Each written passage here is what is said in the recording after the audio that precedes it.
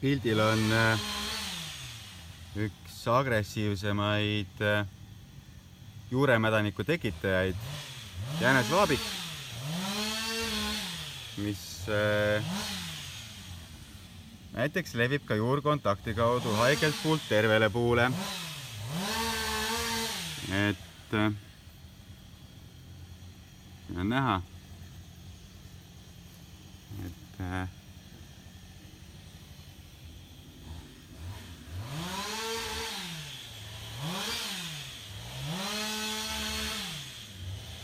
ka selline ta näeb välja.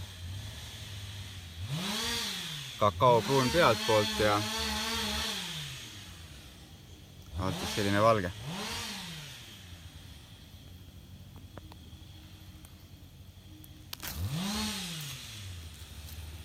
Ja siin ta on juure küljes.